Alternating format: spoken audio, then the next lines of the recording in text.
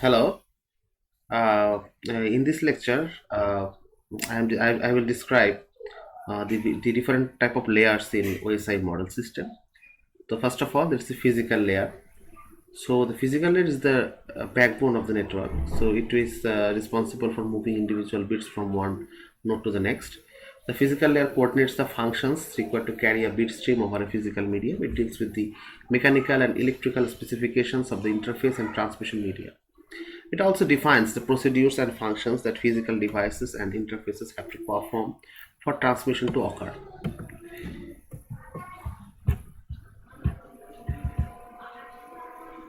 Now, these are some characteristics of physical layer. That is the physical characteristics of interface and medium. The physical layer defines the characteristics of the interface between the devices and the transmission media. It also defines the type of transmission media. Representation of bits. To be transmitted, bits must be encoded into signals, electrical or optical. The physical layer defines the type of encoding, how zeros and ones are changed to signals. And what is the data rate? The data rate is also responsible for this layer. The transmission rate, the number of bits sent each second, is known as the data rate. And synchronization of bits has also been controlled by this layer. The line configuration, point to point, multi-point, physical topology, transmission mode, simplex, half duplex, full duplex, these are all the characteristics of the physical layer. So what is the data link layer? Data link layer is basically path towards network layer and the physical layer. So it's an hop to hop connection. The data link layer transforms the physical layer, a raw transmission facility to reliable link. It makes the physical layer appear error free to the upper layer network layer. There's a framing. The data link layer divides the stream of bits received from the network layer into manageable data units called frames.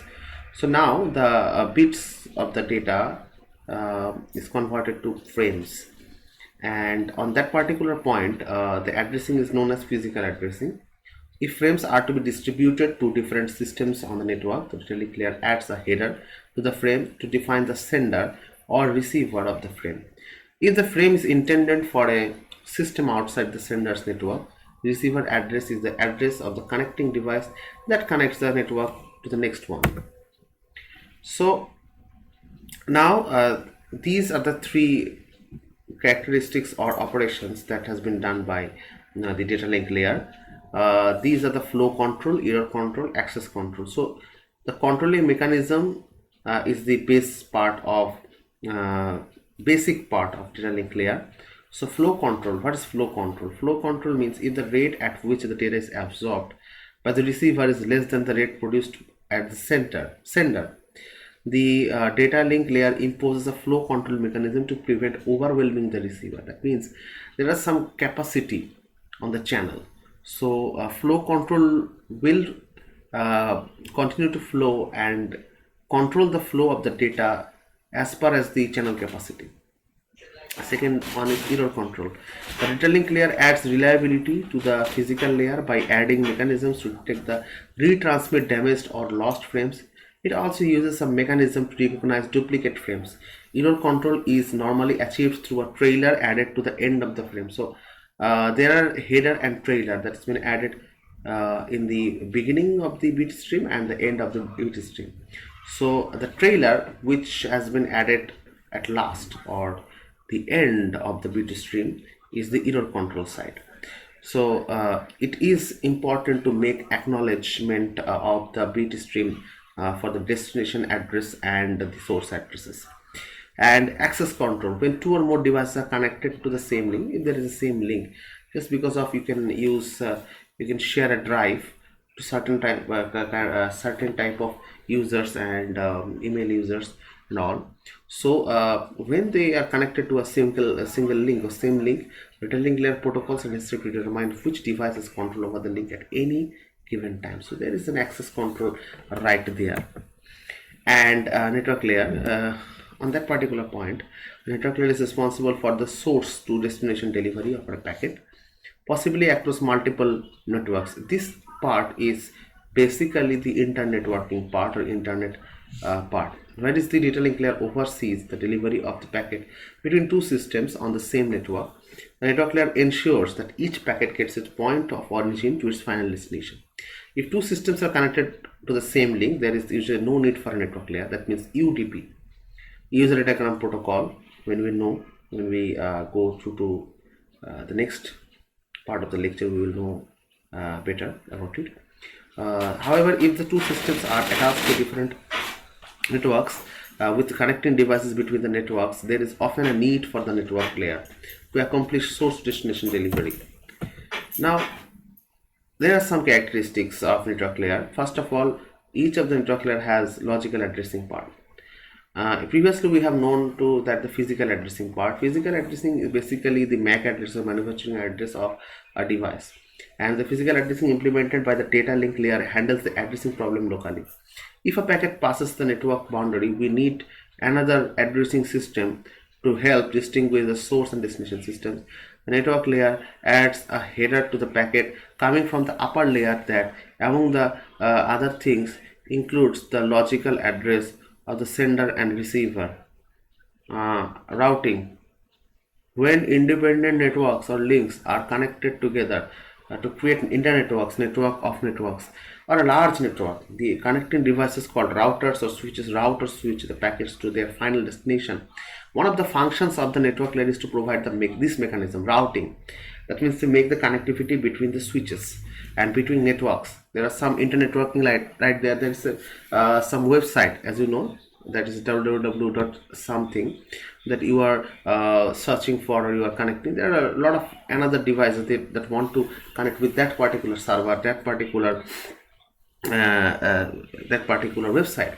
So these are the things, the routing that makes that each and everyone go through they go through to path, that how they could connect. This type of thing, that creating the path is routing basically. So that's the transport layer, the fourth layer. Transport layer is responsible for process-to-process delivery for the entire masses. A process is an application program running on the host. That means in your host there are some application programs. So these are the transport layer parts. The transport layer ensures that the whole message arrives intact and in order. And for that particular point, in that particular point, we know there is a port address on each point. First of all, we know about the physical address. The network layer will ensure us with the another address, logical address, and transport address will show us on the service point address or port address. So that means that ensures the whole message with a particular service. So it is known as the service points address or port address. The network layer gets each packet to the correct computer. The transport layer gets the entire message to the correct process on the computer. Now these are the four important characteristics of the transport layer. First of all, the data should have to be segmented and it should have to be reassembled with an order to identify and replace packets where the transmission will be lost or not. And there may be a connection control part that may be connectionless or connection oriented. So that is also important in the transport layer part. There is the flow control part, similarly to the data link layer, but this data link layer is not like that. It's an end-to-end single link layer flow control.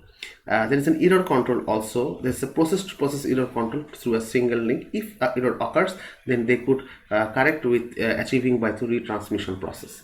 That's the transport layer's characteristics. The session layer. Session layer is basically the network dialog controller. That means it establishes a network between two computers, it maintains and it synchronizes. So for this we get two main characteristics, basic characteristics. First of all, dialog control. That means if the connection is half duplex, full duplex or any other mode. And synchronization means they will add some checkpoints to confirm whether the data will transmit properly or not. If any error occurs, if they didn't get find out the checkpoints, it will halt and retransmit to make the error to just remove the error from the data transmission process. Last but not the least, the presentation layer.